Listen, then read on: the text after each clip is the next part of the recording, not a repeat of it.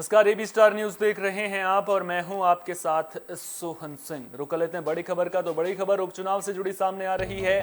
उपचुनावों में बीजेपी को करारी हार का सामना करना पड़ा है। तो बड़ी खबर आपको बता दें, उपचुनाव के नतीजे सामने आ चुके हैं। एक लोकसभा सीट और 4 विधानसभा सीटों पर उपचुनाव हुए थे। बिहार में आरजेडी, महाराष्ट्र में कांग्रेस, बंगाल में टीएमसी की जीत हुई है। छत्तीसगढ़ में भी कांग्रेस ने जीत दर्ज की है।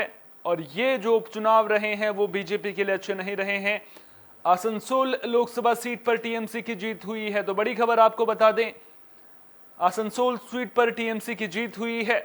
विधानसभा चुनाव में अच्छा प्रदर्शन ममता बनर्जी की पार्टी का रहा था। वहीं बालीगंज विधानसभा सीट पर बाबुल सुप्रियो को जीत मिल चुकी है। आसनसोल सीट से शत्रुघ्न सिन्हा चुनाव जीत चुके हैं। इसके अलावा बिहार की बोचहां सीट आरजेडी के खाते में आई है।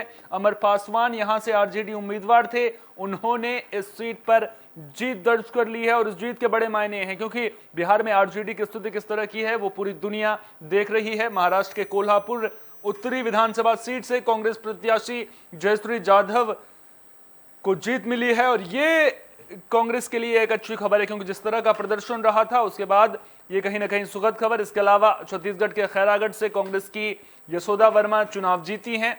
छत्तीसगढ़ में कांग्रेस की ही सरकार और अब वहां पर कांग्रेस की ही उम्मीदवार खैरागढ़ से चुनाव जीती हैं, जिसे बड़ी कामयाबी कांग्रेस पार्टी के लिए माना जा रहा है। अगर पश्चिम बंगाल के लिहाज से सबसे पहले बात करें तो पश्चिम बंगाल विधानसभा चुनावों के दौरान ममता बनर्जी की पार्टी का शानदार प्रदर्शन देखने को मिला था।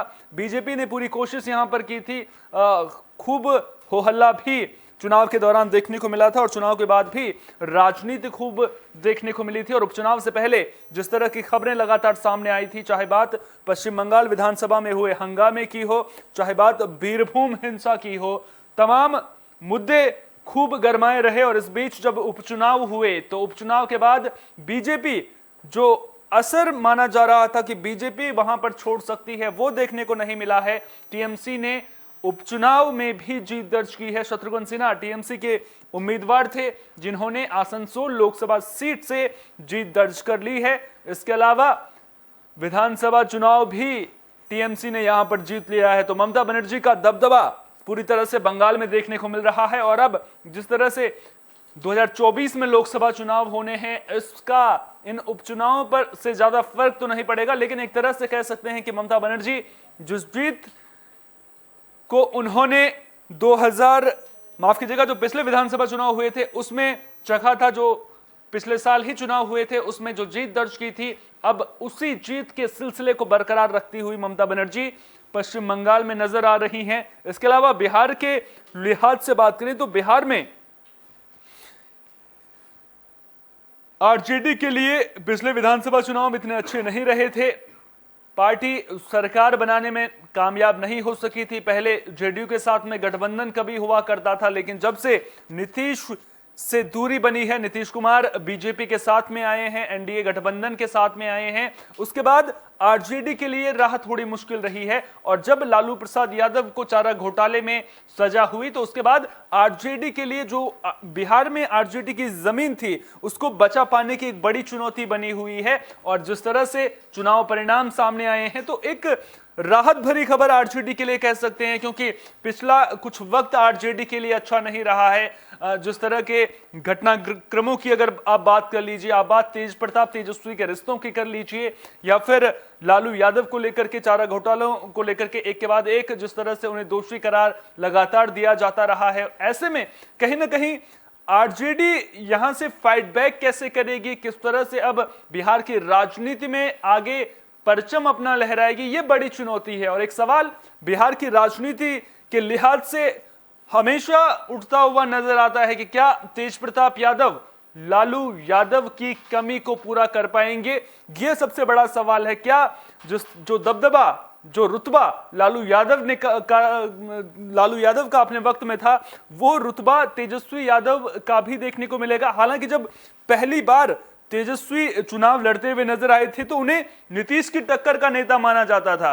अब ऐसे में उनके लिए उस छवि को बरकरार रखना कहीं ना कहीं बड़ी चुनौती साबित होता हुआ नजर आ रहा है। दूसरी तरफ नजरें इस बात पर भी रहेंगी कि नीतीश कुमार का अगला कदम क्या होता है, क्योंकि पिछले दिनों कई तरह की खबरें लगातार सुर्खियों में थी।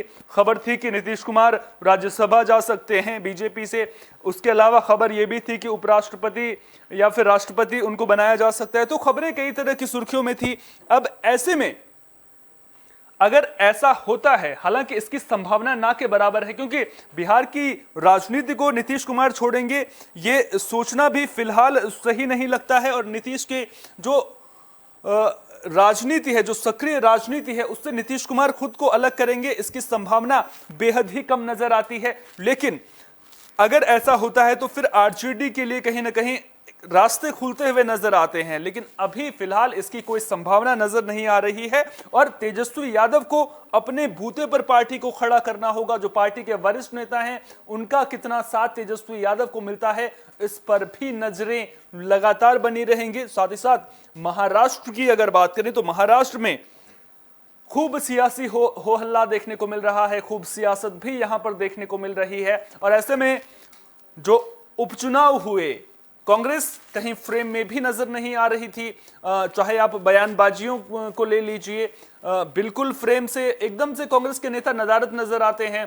चाहे लाउडस्पीकर विवाद की आप बात कर लीजिए, चाहे कोई दूसरा मुद्दा हो, तो कांग्रेस के नेता सामने नहीं आते। लेकिन उसके बावजूद कांग्रेस का प्रदर्शन जिस तरह का अब उपचुनाव में रहा है, वो कहीं ना कहीं एक सीट पर उपचुनाव थे, उसे कांग्रेस पार्टी ने जीत लिया है। तो कहीं ना कहीं कांग्रेस के लिए ये अच्छी खबर यहां से सामने आई है। छत्तीसगढ़ में कांग्रेस का दबदबा एक बार फिर से कायम होता हुआ नजर आ रहा है। देश के 2 राज्यों में कांग्रेस की सरकार है और छत्तीसगढ़ में मजबूती के साथ में कांग्रेस पार्टी खड़ी होती हुई नजर आ रही है। और जो मजबूती है वो उपचुनाव के नतीजों में भी देखने को मिली है। कांग्रेस पार्टी ने छत्तीसगढ़ उपचुनाव में अपनी सीट को जीत लिया है।